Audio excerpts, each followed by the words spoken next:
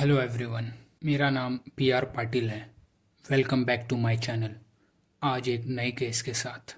ये केस नवी मुंबई का है, जो सुन के भी सुना नहीं जा सकता। जिस लड़की की लाश मिली है, 6 साल पहले उस लड़की के साथ उसने बदतमीज़ी किया था, यौन शोषण किया था। बाद में वो जेल चला गया और जेल से आने के बाद उसी ने ये कत्ल किया। मुंबई की नगरी में एक उरण तालुका एरिया है। 22 साल की लड़की, जिसका नाम यशस्वी शिंदे बताया जाता है, अचानक अपने घर से गायब हो गई। गुरुवार को 25 जुलाई की सुबह वो किसी फ्रेंड से मिलने जाने की बात करती है अपने घर वालों से।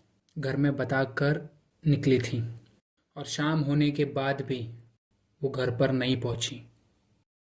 उसका मोबाइल फ़ोन भी बंद था और ऊपर से उसका मोबाइल फ़ोन भी बंद था। और घर के लोग परेशान होने के बाद यशस्वी को ढूंढने की पूरी कोशिश की घर के लोगों ने, बस कुछ पता नहीं चला। उसके दोस्तों से, उसके रिश्तेदारों से, सबसे पता करने की कोशिश की उनके घर के लोगों ने। यशस्वी को लेकर पूछताछ की। जब उसका कोई पता नहीं चला, शुक्रवार की रात को ही नज़दीकी पुलिस स्टेशन में अपनी बेटी की लापता की रिपोर्ट दर्ज कराई। कॉमर्स की पढ़ाई पूरी कर कर एक कंपनी में डाटा एंट्री का काम करती है। घर वालों से पता कर कर उसका जो सर्कल था वो बड़ा लिमिटेड था। पुलिस ऐसे टाइम पर पुलिस भी गुमशुदा लड़की के बारे में पुलिस भी कंफ्यूज थी। लड़की लापता हो गई। पुलिस कोई जानकारी उस लड़की के बारे में जुटा पाती। शुक्रवार और शनिवार के बीच में रात में पेट्रोल पंप के पास पुलिस वालों को लावारी लाश पता चलती है। ये लाश किसी लड़की की थी और इस लड़की की मरने की उम्र भी 21 से 22 ही थी। तुरंत पुलिस ने यशस्वी के घर वालों से कांटेक्ट की और वो लाश देखकर बता सकते ये लाश तुम्हारी लड़की की है क्या, उनकी बेटी की है कि किसी और की। पुलिस ये लाश अपने कस्बे पुलिस के अंडर में लाश आ चुकी थी। उसकी हालत काफ़ी ख़राब थी। उसके जिस्म पे चाकुओं के कई घाव थे। उसके चेहरे और प्राइवेट पार्ट पर पत्थर से कुचल दिया गया और कई जिस्म के कई पार्ट्स कुत्तों ने खा लिए। बस इतना होने के बावजूद लाश के ऊपर जो कपड़े पहने हुए थे और जो कमर पे टैटू थे, और घर वालों ने उसके टैटू की पहचान कर ली और कह दिया ये हमारी बेटी है। ये लाश किसी और की नहीं, शिंदे परिवार की बेटी ही थी, यशस्वी की थी, जिसकी लापता रिपोर्ट दर्ज कराई गई थी। लेकिन सबसे बड़ा सवाल ये था, यशस्वी की हालत ये की किसने? अगर ना उसके पेरेंट्स का किसी के साथ 36 का आंकड़ा था, ना यशस्वी का, ये किया किसने? किसी को नहीं पता। किसकी दुश्मनी इतनी गहरी हो सकती है जो जान लेने तक हमला कर दे? और पुलिस ने घर वालों से पूछताछ करना शुरू की और पुलिस ये जानना चाहती थी लड़की और लड़की के परिवार वालों का कोई पुराना दुश्मन तो नहीं है। और इसी की पड़ताल पुलिस को जानकारी जुटाने के बाद एक पुरानी वारदात का पता चलता है। घर वालों ने बताया साल 2018 में दाऊद नाम का टैक्सी ड्राइवर यशस्वी को काफ़ी परेशान करता था और उसी टाइम पर यशस्वी का उसने शोषण भी किया था और दाऊद के नाम पर रिपोर्ट भी कराया था, रिपोर्ट दर्ज कराई थी।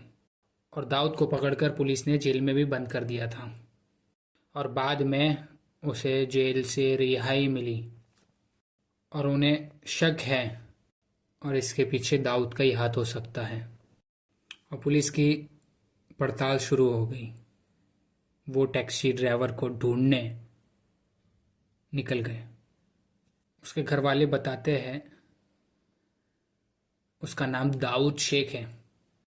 घर वालों का कहना है जेल से घर आने के बाद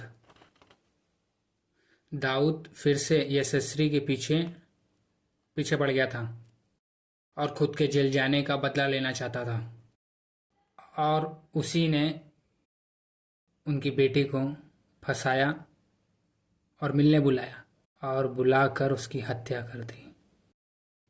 दाऊद ने जिस तरह उस लड़की को मारा उसे देखकर साफ है यशस्वी और उसके घर के लोगों के लिए इतनी नफरत थी, उसने उसको मार दिया, उस लड़की को।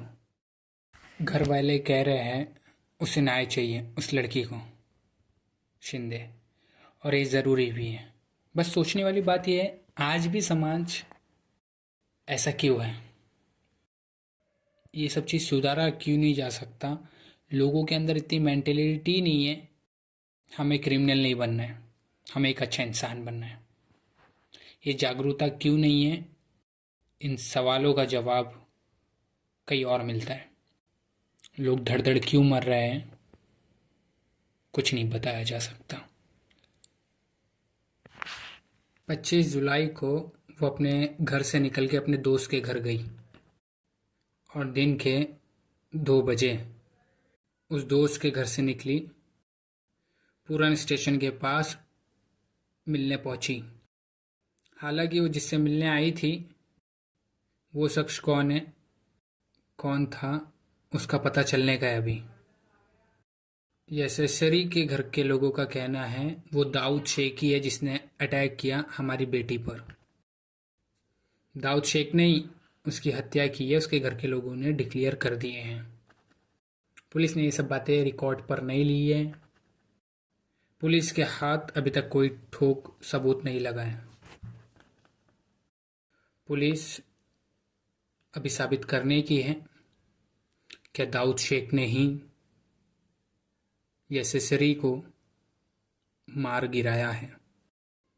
पुलिस का कहना है नवी मुंबई के आसपास देखा गया है और हत्या के बाद ही दाऊद शेख की पड़ताल शुरू हो गई और नवी मुंबई पुलिस ने 5 टीमें बुलाई है और दाऊद को ढूंढना शुरू हो गया है। ये टैक्सी ड्राइवर बच के तो कहीं जाएगा नहीं और वो कर्नाटक भी भाग सकता है, तो एक टीम कर्नाटक भी गई है। कर्नाटक दाऊद इसलिए भाग सकता है क्योंकि उसका फैमिली मेम्बर रहता है। जिस तरह इस लड़की की जान ली गई है उसके यहाँ लोगों की गुस्सा है, लोगों के अंदर। लोगों ने, कई नेता भी आए हैं और बोले हैं कड़ी से कड़ी कार्रवाई करें, उस लड़के को फांसी देने की मांग कर दी गई है और दाऊद को तो फांसी ही होंगी, ये बात कंफर्म है। यहाँ पर केस समाप्त होता है, मिलते हैं नेक्स्ट केस के साथ। ये फर्स्ट वीडियो है मेरा जिसमें मेरी वॉइस रिकॉर्डिंग हो रही है और मैं इस बार रिकॉर्ड जो है वो फ़ोन से कर रहा हूँ, तो जो भी भूल चूक है वो माफ़ करना।